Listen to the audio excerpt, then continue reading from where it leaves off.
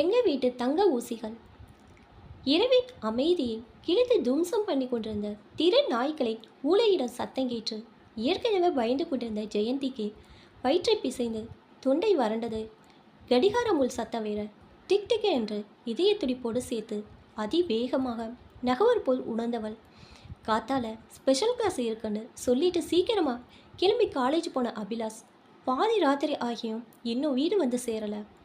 அவன் கேட்டதும் பைக்கு வாங்கி கொடுத்தது தப்பா போச்சு. காலையில் போனவன் திரும்ப வந்து அபி முகத்தை பார்க்கும் வரை இங்கு நான் தான் உயிரை கையில் பிடித்து கொண்டு உட்கார்ந்திருக்க வேண்டியிருக்கு என்று அங்கலாய்த்தாள் ஜெயந்தி. ஜன்னல் வழியாக வாசலுக்கு கண்கள் அலைப்பாய மனதுக்குள் கோபத்தோடு அப்பா வேற ஆஃபீஸ் வேலையா பெங்களூர் போயிருக்காரே. வீட்டில் வயசான பாட்டி அம்மா தங்கன்னு 3 பொம்மநாட்டிங்க தனியாக இருப்பாளேன்னு கொஞ்சம் கூடவா நினைவுக்கு வராது ஒரு பிள்ளைக்கு? அப்படி எங்கே தான் போயிருப்பான்? ஒரு ஃபோன் கூடவா பண்ணி விஷயம் சொல்ல தெரியாது? கொஞ்சம் கூட பொறுப்பு இல்லை. வரட்டும் பார்த்துக்கிறேன். ஒரு மனம் கட்டையை ஓங்கினாலும் சீக்கிரமாக நல்லபடியாக வந்துடுடா என்று ஜெயந்தின் பெற்ற மன கெஞ்சியது. முகத்தில் எள்ளும் கொள்ளும் வெடிக்க வலிமேல் விழி வைத்து அபி வருகைக்காக காத்திருந்தாள் அவள். மறுபடியும் கடைசியா ஒரு தடவை ஃபோன் பண்ணி பார்த்துடலாம்.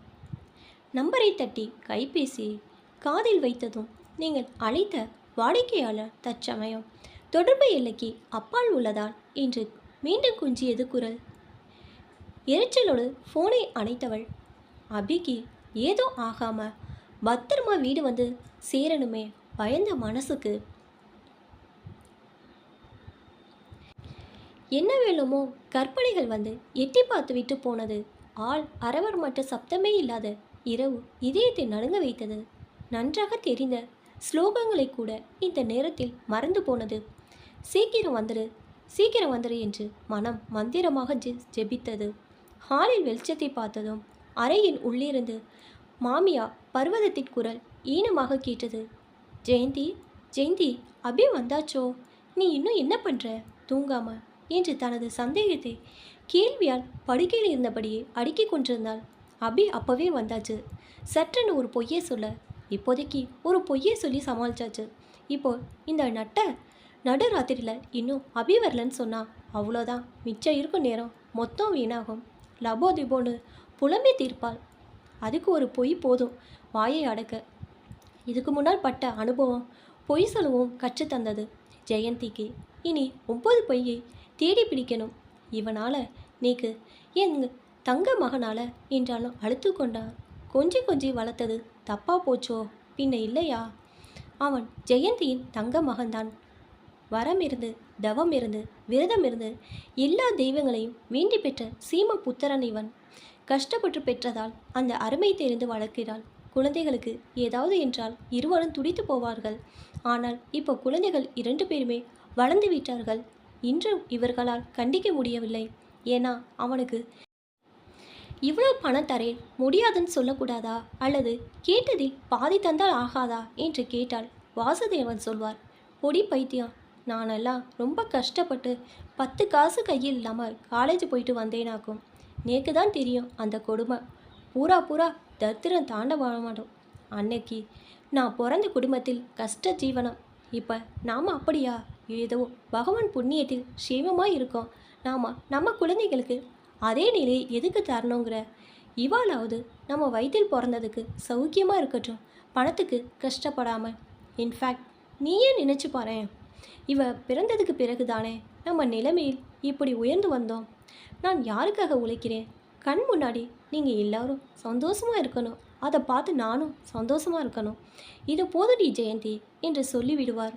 இவனும் ஆமாண்ணா, நீங்கள் சொல்கிறது நிஜதான் என்று சமாதானமாவாள்.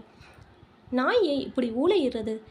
இப்போதான் இவன் வந்தானா என்று அடுத்த கேள்வி அறையிலிருந்து தொடர நாயை தான் போய் கேட்கணும். மனதுக்குள் நினைத்து எரிச்சனாரா தெரியலையம்மா. நாளை ஆச்சே உங்களுக்கு, நீங்கள் இன்னுமா தூங்கலை என்று அறைக்குள் எற்று பார்க்கிறார் ஜெயந்தி. எங்கே தூங்குறது? எல்லாம் உன் தங்க பிள்ளைய பற்றின கவலை தான். 2 தங்க ஊசி தருதலைகள் இன்று ஆரம்பிக்க ஜெயந்தி மெல்ல அங்கிருந்து நகர்கிறார். பேரன் நல்லது செய்தாய் எல்லாம் அவன் அப்பா மாதிரி என்று சொல்லி பெருமைப்படுபவள் அவன் செய்யும் விஷமங்கள் சேட்டைகள் எல்லாத்துக்கும் ஏகபோக உரிமையோடு ஓம் புள்ளை என்று தனியாக பட்டியல் போட்டு தன் பக்கம் திரும்பி செல்வதை கேட்டு கேட்டு எல்லா அம்மாக்களுக்கும் இது மட்டும்தான் மாமியாரிடம் கிடைக்கும் போனஸ் பாயிண்ட் என்று எண்ணிக்கொண்டவள், இந்த புள்ள என்னை இப்படி படுத்துறானே, நேரத்துக்கு வீட்டுக்கு வர தெரியாதோ, அம்மாங்கிற பயமோ பாசமோ இல்லையா என்ன, அப்படி என்ன ஃப்ரெண்ட்ஸ் வேண்டி கிடக்கு. அவள் மனது ஓயாமல் புலம்பிக் கொண்டே இருந்தது. எல்லார்கிட்டே நீக்கு கெட்ட பேர் வாங்கி தந்துடுவான் போல இருக்கே என்று கவலைப்பட்டாள். வெளியில் சுற்றுறாவளுக்கு என்ன ஜாலியாக தான் இருக்கும், பைக் என்ன பச்சை தண்ணியிலையா ஓடுறது, வீட்டுக்குள் இருக்கிறவ எப்படி பயப்படுவான்னு தெரிய வேண்டாம். அவர் வரட்டும், நீங்கள் கொடுக்குற செல்லத்தில் தான் இவன் இப்படி உருப்படாமல் போகிறான்னு சொல்லி கண்டிக்க வைக்கிறேன். மீண்டும் ஜன்னல் வழியாக சீக்கிரம் வரமாட்டானா என்று எதிர்பார்ப்போடு எட்டி பார்க்கிறாள் ஜெயந்தி. அவள் வயிற்றில் பாலை வார்த்தது போல் அபிலாஷ் வருவது தெரிந்தது. இவள் உடனே ஓடிப்போய் அவசர அவசரமாக கதவை மெல்லை திறந்து, சீக்கிரம் உள்ளவா, வாடா என் தங்க மகனே,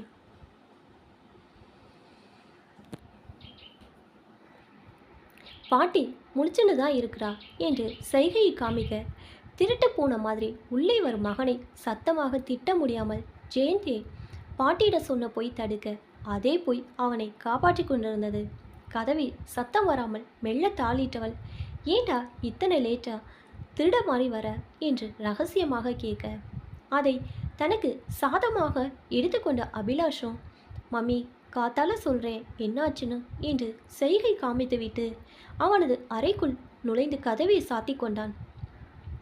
அச்சச்சோ, சாப்பிட்டானா என்னவோ, சாப்பிடன்னு ஒரு வார்த்தை கூட சொல்லலையே நான் என்று நினைத்தவள் ஓடி வந்து அறை கதவை தட்டி பார்க்க, ஒன்று வேண்டா நான் தூங்குறேன் என்று அபியின் குரல் மட்டும் வந்தது.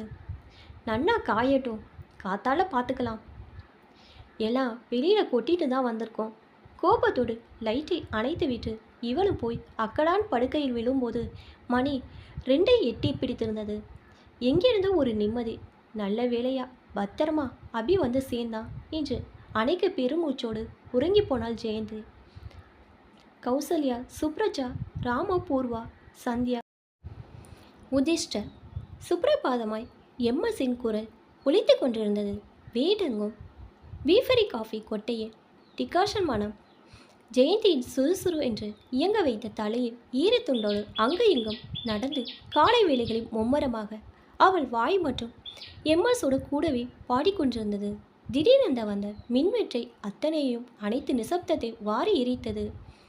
காலங்காத்தாலேயே நினைவுக்கு வந்துடும் இவாளுக்கு. எப்படா பொழுது விடியும் காத்துட்டு இருப்பா போல இருக்கு. கரண்டை பிடுங்க. காலை 6 மணிக்கு இப்படி ஒரு அழிச்சாட்டியம்மா, இதுக்கு எப்போ ஒரு விடிவு காலம் வரப்போகிறதோ. பெண்ணை எழுப்ப வேண்டுமே என்று அறைக்குள் நுழைந்து எட்டி பார்க்கிறாள். அங்கே மகள் ஐஸ்வர்யா இன்னும் கனவுலகில் மிதந்தபடி மெத்தைக்குள் புதைந்து கிடந்தாள். ஏ ஐசு, ஐசு எந்திரி எந்திரி, நாளையாச்சு, இன்னும் என்ன தூக்கம், காலேஜுக்கு இன்றைக்கும் லேட்டா, எந்திரி ராஜாத்தி. மாமி ப்ளீஸ் எழுப்பாத, இன்னைக்கு நான் காலேஜுக்கு லீவ் விட்டாச்சு, தூங்க போகிறேன். அடி பாவி, நேற்று கூட லீவு தானே எடுத்த, யாரை கேட்டு எடுத்த, இப்படி ஆயிரமாக ஃபீஸ் கட்டுறது எதுக்கு, இப்படி வீட்டில் படுத்து தூங்குறதுக்கா, நன்னா இருக்கப்போ, நாளைக்கு கண்டிப்பாக போவேன் விடே, சினிங்கியவள் இழுத்து போத்திக் கொள்கிறாள். என்னவோ போ, உங்களுக்கெல்லாம் பெரிய காலேஜில் சேர்த்தா நீங்கள் அதோட கதவை எப்படா இழுத்து முன்னலாம் இருக்கேன்.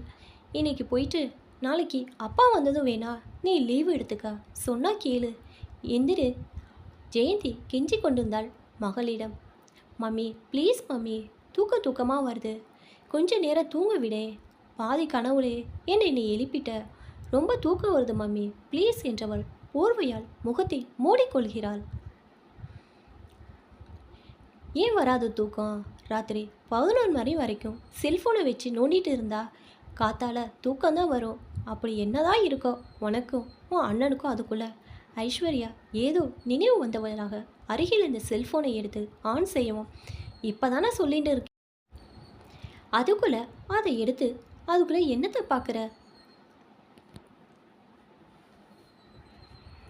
ஜெயந்தி மகளின் கையில் கைபேசியை பார்த்ததும் டென்ஷன் ஆகி குரல் உச்சத்தில் எகிற கத்தினாள்.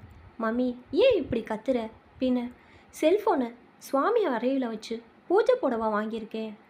காலங்காத்தால உன்னோட அர்ச்சனை நாள் பூரா என் மூடியை ஸ்பாயில் பண்ணிட்டம்மா. இனி நான் தூங்குன மாதிரி தான் என்று அழுத்து கொண்டு எழுந்து செல்ஃபோனோடு பாத்ரூம்குள் நுழைகிறாள் ஐஸ்வர்யா.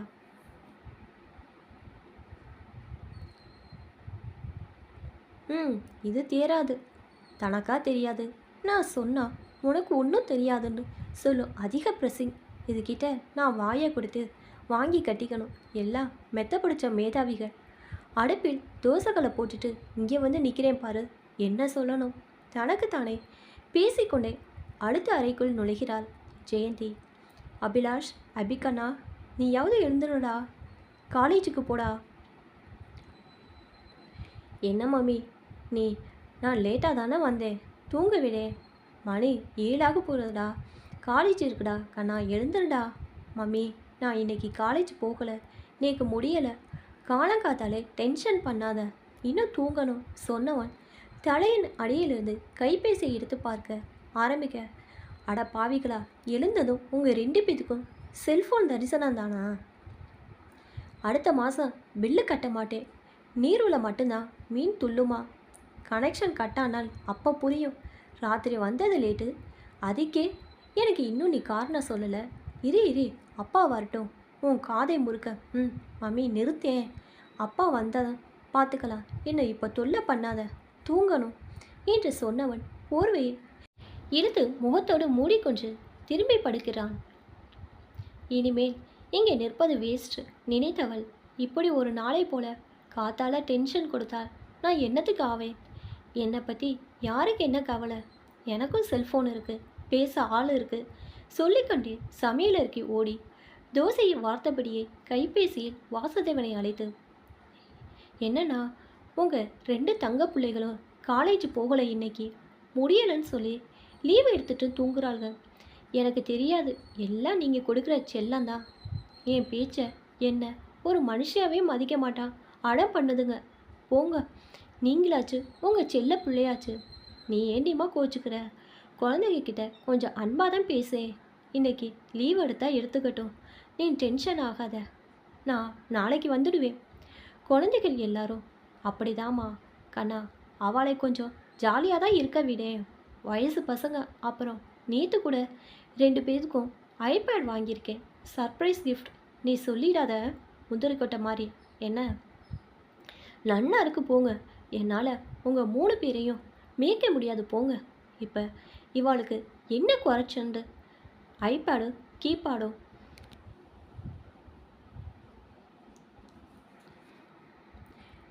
இதுங்கள்ட்ட நான் பாடு நேக்கு தான் தெரியும். நேற்று ராத்திரி உங்கள் அருமை அபி வந்த நேரம் என்ன தெரியுமா? ராத்திரி 1:30 மணி. நம்மளை இவன் எங்கே கொண்டு போய் நிறுத்த போகிறான்னு தெரியலை. எல்லாம் நீங்கள் கொடுக்குற வளம்தான்.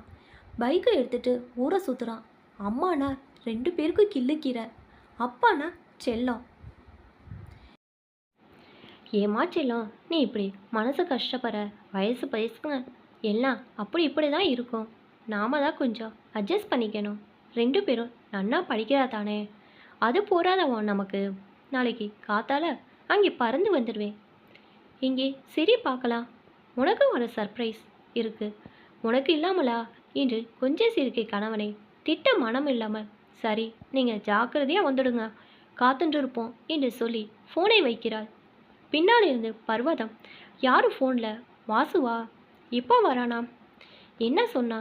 சிவசிவா என்று சொல்லிக்கொண்டு ஜப மாலையை உருட்டி கொண்டே நிற்க, இந்தாங்கம்மா காஃபி, அவர் நாளைக்கு வந்துடுவாராம்.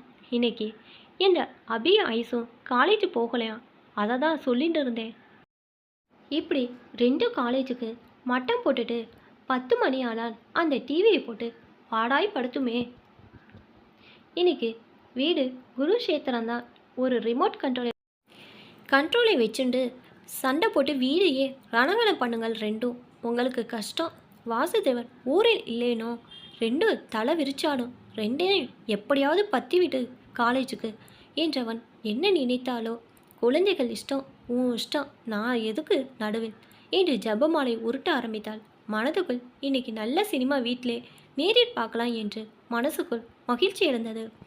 பாட்டிக்கு இதெல்லாம் ஒரு அல்ப சந்தோஷம்தான். வயசான காலத்தில் இதெல்லாம் கூட பொழுதுபோக்கு தான். ஏண்டா நீ நேற்று ராத்திரி லேட்டாக வந்த? ஜெயந்தி அபிலாஷை பார்த்து கேட்கிறாள்.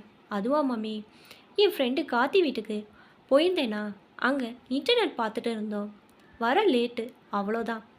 என்னை பதிலை நம்பாமல், ஏ அங்கே போய் தான் இன்டர்நெட் பார்க்கணுமா? நம்ம அதில் தான் அதுக்குன்னு மாதம் மாதம் 1000 ரூபாய் தனியாக அலறனே தண்டத்துக்கு. அவள் அதில் புதுசாக என்னடா வருது இன்டர்நெட்டில்? பொய் சொல்கிற, சினிமாவுக்கு போனியா இல்லை பணம் வச்சு சீட்டு ஆடினியா சொல்லு. ஜெயந்தியின் கேள்வியில் வெகுண்ட அபிலாஷ் கையில் இருந்த காஃபி டம்ளரை தூக்கி சுவரில் இருந்தபடியே, நீ ரொம்ப ஓவராக கேட்குற, விடே. உனக்காக உப்புக்கு ஒரு பொய் காரணம் எல்லாம் என்னால் தேடிட்டு இருக்க முடியாது. அப்படியே தேடி ஒரு பொய் காரணம் சொன்னால் நீ தாங்க மாட்ட. ஆமாம், என்னடா இது புதுசா டம்ளரை வீசி எறிகிற, திமுறா? இன்ஜினியரிங் படிக்கிற பையனாட்டமாக பேசுகிற? படித்து பாஸ் பண்ணி அடுத்த வருஷம் நீ வேலைக்கு உட்காரணும். இப்படி காலேஜ் போகாமல் எப்படிடா பாஸ் பண்ணுவ என்றவளை ஜெயந்தி, உன் பேரை சரியா சொன்னேனா? அடுத்த வருஷமும் நான் படிக்க தான் போகிறேன். அதுக்குள்ளே என்னை சம்பாதிக்க அனுப்பிச்சா எப்படி என்று நக்கலாக கேட்கும் மகனை பார்த்து வாயெடுத்து போய் தனக்குள் கண்ட்ரோல் கண்ட்ரோல் என்று வாயை மூடிக்கொண்டாள் ஜெயந்தி. கேட்டால் உனக்கு ஒன்றும் தெரியாது, உனக்கு தெரிஞ்சதெல்லாம் good morning, my name is Jayanthi. எதுக்கு உனக்கு இப்போ இந்த மாதிரி பெரிய பெரிய ஆசை? மகன் வேலைக்கு போகணும்னு என்று கேலி செய்வானே வடிவேல் ஸ்டைலில். பிறகு அதுவே வாய் சண்டை வரைக்கும் கொண்டு போகும். இந்த காலத்தில் என்னதான் நாம் பெற்று வளர்த்த பசங்களாக இருந்தாலும் ஒரு வார்த்தை அதிகம் சொல்ல முடியலையே. ஒரு வார்த்தைக்கு 10 வார்த்தை எடுத்து எடுத்து பேசும். தினம் தினம் நியூஸ் பார்க்கும்போது ஒவ்வொரு விஷயம் காதில் விழறதை பார்த்தா பயமாக இருக்குது. என்ன பண்ணுறது? அளந்து பேச இங்கேருந்து தான் நானே கற்றுக்க வேண்டியிருக்கு. என்ன செய்ய? ஜெயந்திக்கு பாதி நேரம் மனதான் பேசும். வர வர இவனோட செய்கை எதுவும் சரியில்லை. நேரங்கட்ட நேரத்துக்கு வீட்டுக்கு வருவது, சில நாட்கள் நைட் அவுட்டுன்னு வராமலே இருப்பது,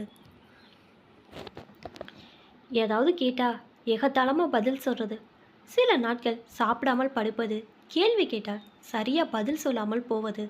இதுக்கெல்லாம் யார் காரணம்? கேட்டதும் விடை சொன்னது மனசாட்சி. நீயே தான், வேறு யார்? ஆரம்பத்திலேருந்து கஷ்டத்தை கற்றுக் கொடுத்து அடக்கி அடித்து வளர்த்துருக்கணும். அதே தான் செல்லம் கொடுத்து கொடுத்து இப்போ குட்டி சோறாக போயாச்சு. இப்போ நீ தான் ஏதாவது குட்டி சோத்தில் போய் முட்டிக்க என்று சிரித்தது. எல்லாத்துக்கும் ஒரு முடிவு கற்றேன். மனம் நொந்தபடியே சமையல் ஏனோ தானோவென வெந்து கொண்டிருந்தது அவள் மனநிலை போல. மம்மி என்று அருகில் நைட்டியோடு வந்து நின்றவள், பசிக்குது, என்ன சமைச்ச? இது ஐஸ்வர்யா. நன்னா இருக்கு போ. கல்யாணம் பண்ணி கொடுத்துருந்தா இப்போ நான் பாட்டியாக இருந்திருப்பேனாக்கும். நீ என்னடாண்டா இன்னும் குழந்தை மாதிரியே சோம்பேறியாக இருக்கிற. நாளைக்கு உன் புக்காத்தில் எனக்கு என்னெல்லாம் பேர் வாங்கி தரப்போறியோ. அபி மாதிரி நீனும் ஒன்றும் சொல்கிறத கேட்க மாட்ற. அம்மா, நான் அண்ணன் மாதிரியாக இருக்கேன். அவனும் நானும் ஒன்றா? நான் லேட்டாக வரேனா, ஊரை சுற்றுறேனா? நீயே சொல்லு. இங்கே பாரு, ஒரு விஷயம், காதை காமி. அவன் தம் அடிக்கிறான் தெரியுமா நோக்கு? நான் சொன்னாதான் இதெல்லாம் தெரியும், இல்லாட்டு யார் வந்து சொல்வா உன்கிட்ட என்று பெரிய சாதனை செய்தவள் மாதிரி பார்க்கிறா. இது எப்போது இருந்தடி? ஒன்றும் சொல்ல மாட்டேப்போ. நீயே போய் கேட்டு தெரிஞ்சுக்கோ ஓ அருமை பிள்ளைக்கிட்ட. ரொம்ப பிகு செய்து கொண்டாள். சரி மம்மி, எனக்கு பசிக்கிறது, என்ன இருக்குது சாப்பிட? அப்படியா சங்கதி? துரை அந்தளவுக்கு வளர்ந்தாச்சா? நான் என்னமோ இன்னும் இந்த சின்ன பையன் நினச்சிட்டு நம்பிட்டு இருக்கேன். எனக்கு ஒன்றுமே தெரியாதா? இது என்ன கூத்து? இவன் படிக்க போகிறானா இல்லை வேறு எதுக்கும் போகிறானா தெரியலையே. பகவானே, பேசாமல் பிஏ சேர்த்துருக்கலாம். இவன் படிக்கிற லட்சணத்துக்கு இன்ஜினியரிங் வேற. கையில் காசு கிடைக்காம செஞ்சால் எல்லாம் சரியாகும் என்றவள், சரி சரி, நீ போய் குளிச்சுட்டு வா, சாப்பிடலாம். இனிமே குளிக்காமல் உனக்கு ஒன்றும் கிடையாது. இனிமே எல்லாம் ரூல் தான் சொல்லிட்டேன் என்று புதிதாக ஸ்ட்ரிக் செய்ய ஆரம்பித்தாள் ஜெயந்தி. எங்கிருந்தோ மணி அடிக்க ஐஸ்வர்யா ஓடிப்போய் கைபேசி எடுத்து, ஹலோ, நான் இன்னைக்கு வரலப்பா என்று ஆரம்பித்தவள் சோஃபாவில் சாய்ந்தபடியே நேரம் போவது தெரியாமல் பேசிக்கொண்டிருந்தாள். பசி போன இடம் அவளுக்கே தெரியவில்லை.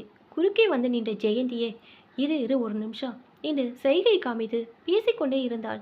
ஜெயந்திக்கு அவள் கையில் இருந்த அந்த கைபேசி அப்படியே பிடிக்கி தூக்கி போட வேண்டும் போல் கை பரபரத்தது. ஆனால் செய்ய முடியுமா? அப்படி செய்துவிட்டு அன்று அமைதியாக நாள்தான் போகுமா? ஐஸ்வர்யாவின் சுயரூபம் அப்பதான் வெடிக்கும்.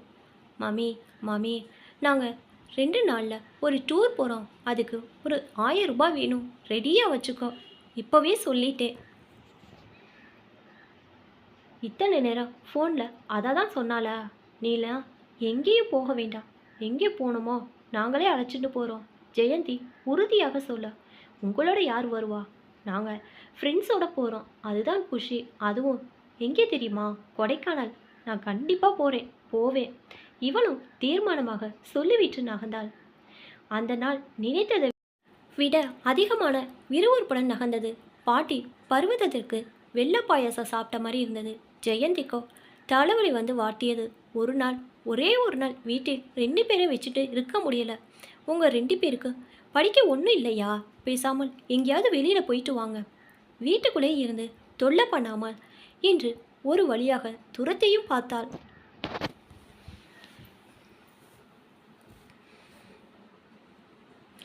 காலையில் தன் மகன் வாசு வந்ததும் சொல்ல நிறைய செய்திகள் கிடைத்த திருப்தி பருவதம் பாட்டிக்கு. குழந்தையோ வளர்ந்துருக்கா, 2 வளர்ந்து நிற்கிற தவிர 2 கட்டான்கள். இதே சந்தியாவோட 2 பெண்களும் எவ்வளோ சமத்து தெரியுமா? வீட்டில் இருக்கிற சுவடே தெரியாது, அவ்வளோ அமைதி என்று ஜெயந்தியின் நாத்தனார் குழந்தைகளை பற்றி புகழ்பாட இவளுக்கு காதிலிருந்து புகை கிளம்பும். காலையில் வந்து இறங்கிய வாசுதேவனுக்கு 4 புறமும் அடி.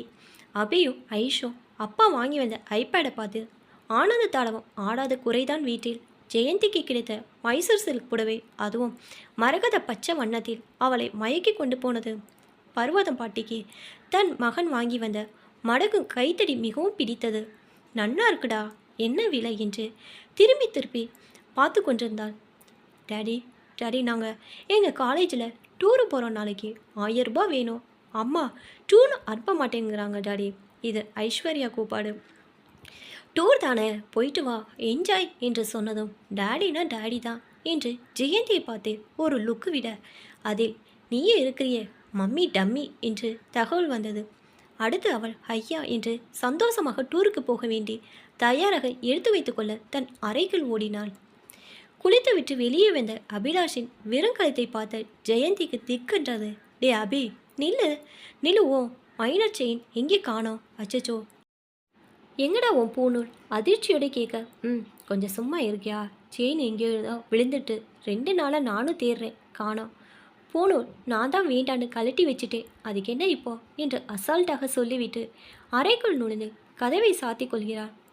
இவர் நம்ம வாயை அடைப்பது தான் வல்லவர், அங்கே இவரால் ஒன்றும் நடக்காது என்று சொன்ன ஜெயந்தி இனிமே கல்யாணத்து கூட இவனுக்கு செயின் கிடையாது என்று சொல்லிக் கொள்கிறாள். மனம் புலம்பி தீர்த்து கொண்டிருந்தது. வழக்கம் போலவே வெளியே வந்த வாசுதேவன், நான் சொல்லிக்கிறேன், பூநூல் போட்டுண்டாள் என்று புன்னகையோடு சொல்லிவிட்டு வாசல் பக்கம் நைஸாக வெளியேற அந்த புன்னகையில் ஏதோ ஜெயித்துவிட்ட திருப்தி இருந்தது. அப்போ மைனர் செயின் என்னாச்சாம்? ஜெயந்தி பின்தொடர்ந்தால் கிடைக்கும் தேடலாம் என்றவர் மௌனமானார். அவரது நிலைமை இப்போ ஊமை கண்ட கனவு போலதான் இருந்தது. என்னன்னா என்று பின்னாலேயே கேட்டுக்கொண்டு வந்து ஜெயந்தியை, எனக்கு கொஞ்சம் இப்போ ஒன்றும் கேட்காத, எல்லாம் சரியாகும், கொஞ்சம் விட்டு பிடிக்கணும் என்று சொன்னபடியே கீட்டை பிடித்து தெருவை வேடிக்கை பார்த்தபடியே நின்றிருந்தான் வாசுதேவன். என்னடா வாசு, என்னாச்சு? சங்கிலியை தொலைச்சிட்டானா என்று அம்மாவும் ஓடோடி சென்று அருகில் நின்று கொண்டார். நீ இதிலெல்லாம் தலையிடாதம்மா, இந்த காலத்தில் வயசு பசங்களை வளர்க்குறது எவ்வளோ கஷ்டம் உனக்கு தெரியாது. நான் என்னமோ செல்ல கொடுக்குறேன் தான் நீங்கள் 2 பேரும் நினச்சிட்டு இருக்கேன். ஆனால் நம்ம குழந்தைகள்கிட்ட பாசமாக இருந்து சில விஷயங்களை பெருசுப்படுத்தாமல் விட்டு கொடுத்து போனால் மட்டும்தான் அவளும் நம்மக்கிட்ட கொஞ்சமாவது உரிமையோடு பயம் இல்லாமல் நடந்துப்பா. சில விஷயங்களை மனசை விட்டு சொல்லுவா. நம்மக்கிட்டே மறைக்க ஆரம்பித்தாதானே கஷ்டம். அதுக்கு நமக்கும் பசங்களுக்கும் நடுவில் அதிக இடைவெளி இல்லாமல் பார்த்துக்கணும் இல்லையா?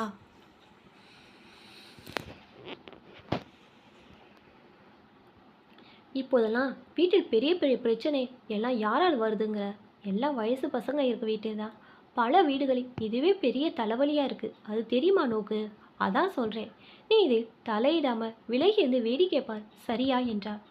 என்னமோடா வாசு, நானும் 5 பிள்ளையை பெற்று இப்போ நீங்களா பெரிய பெரிய உத்தியோகத்தில் காரும் பங்களாவுமா இல்லையா?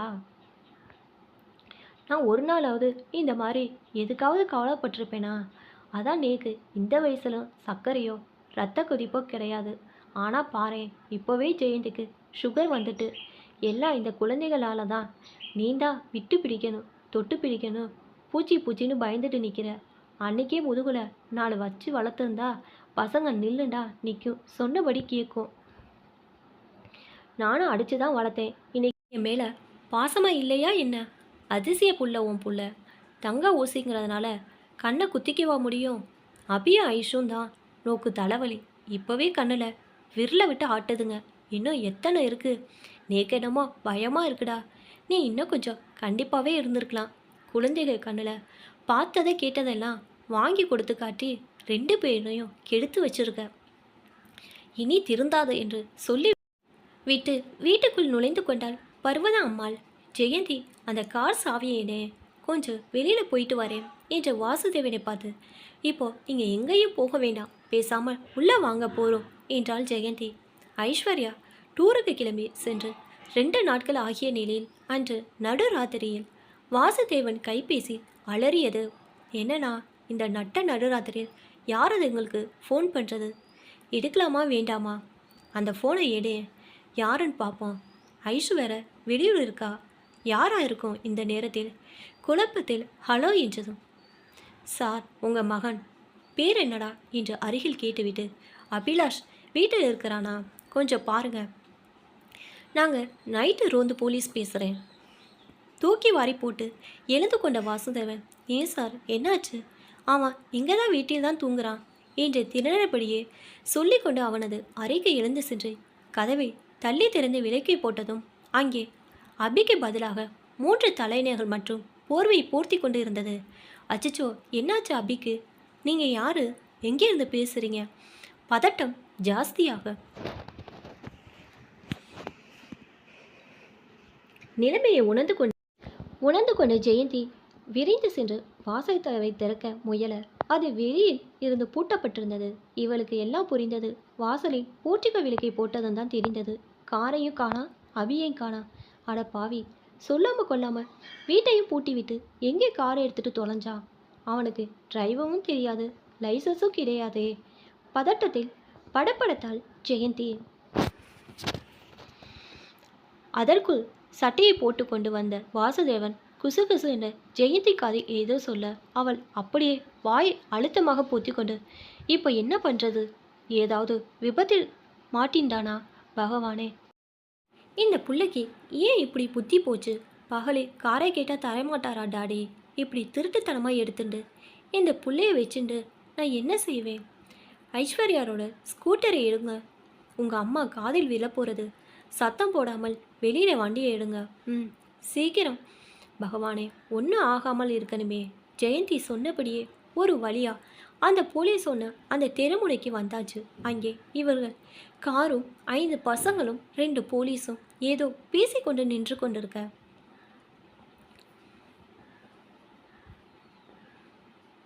நான் அபிலாஷோட அப்பா, இது என்னோட கார் தான் என்று ஏதோ அடையாளத்தை அங்கிருந்த போலீஸிடம் பவ்யமாக வாசுதேவன் தரவும், அடக்க முடியாத கோபத்தில் அபியை பார்த்து, எத்தனை துணிச்சல் இருந்தா நீ இப்படி ஒரு காரியம் பண்ணுவண்டு முறைத்தபடியே ஜெயந்தி அதட்ட, அவன் பயந்து கொண்டு போயிருப்பது அவனது மருண்ட பார்வையில் தெரிந்தாலும் வெளி காட்டி கொள்ளாமல் தின்னாக்குடன் நின்று கொண்டிருந்தான்.